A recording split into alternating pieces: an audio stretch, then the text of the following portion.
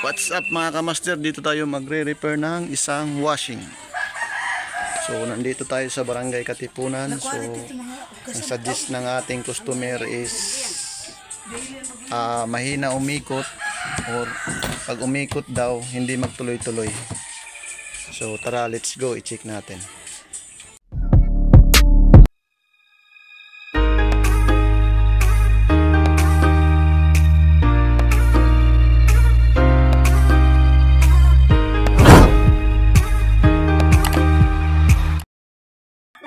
Ayan mga kamaster, i-check natin. So ayan mga kamaster, ang narinig natin is maghaming lang. Ayan o, maghaming lang ang kanyang motor.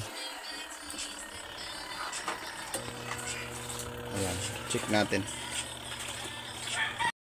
Na 2020 pa dyan, tutagudit na lamang. Okay pa. Okay pa dyan sa ako manhod. Itong kailat, wasingan ko man. Ayan mga kamaster, binuksan na natin. Tingnan natin yung speak ng motor. Parang nabasa ata to ha. Ayan. Then, kung natin gagawin, i-check natin yung kapasitor. Kasi yung belt, medyo okay naman yung belt nya. Ayan o. Medyo okay yung belt nya. So dalawa lang tong dahilan, kapasitor or yung motor yung problema. Ayan mga master, tinanggalan natin yung kapasitor. So nakasit tayo ng NF. Hindi makita. Ayan o. Then para malaman natin yung kapasitor, yung value, nandyan o, 11 new if red at kasa blue. Then yung dryer is purple at kasa gray. So bago kayo mag-tester ng mga kapasitor, i-discharge mo muna yung dalawang wire. Kasi mayroong iba nag-i-stack ng kurente. Mas malakas to kasi 450 volt. Ayan mga kamaster, may nakuha tayo na 11.22 microfarad. So ibig sabihin yung problema talaga yung motor. Ayan. So kailangan to papalitan natin. Bagong-bago pa yung unit pero sira na kasi na abutan daw to ng tubig. Yun ang sabi ng ating customer. Ayan mga kamaster, so sabi natin customer, papalitan natin ng bago.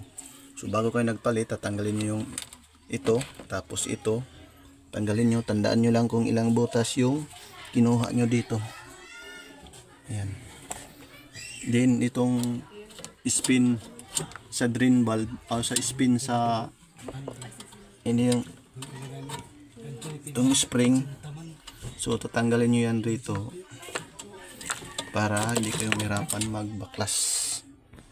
So ayan, baklasin na natin. Ayan, pag nagtanggal kayo sa dryer, gumamit kayo ng T-range na 8 or 12 mm. Yan. Din ito tatanggalin nyo dito, yan din dito sa butas.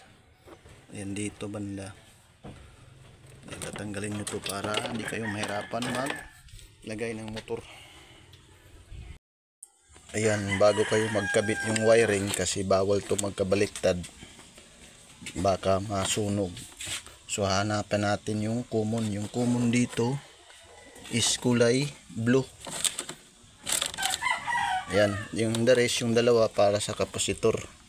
Dito sa dati, ito yung common, yung black. Ito yung blue at kasa red para sa kapasitor.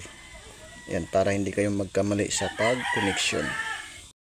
Ayan mga master, nagpalit tayo ng belt 30, tapos yun is 29. Ayan, kasi magkaiba yung ano dito. Ito lagayan kaysa doon maliit lang. So kailangan may dala kayo ng mga belt na extra. Ayan mga master, testing na natin.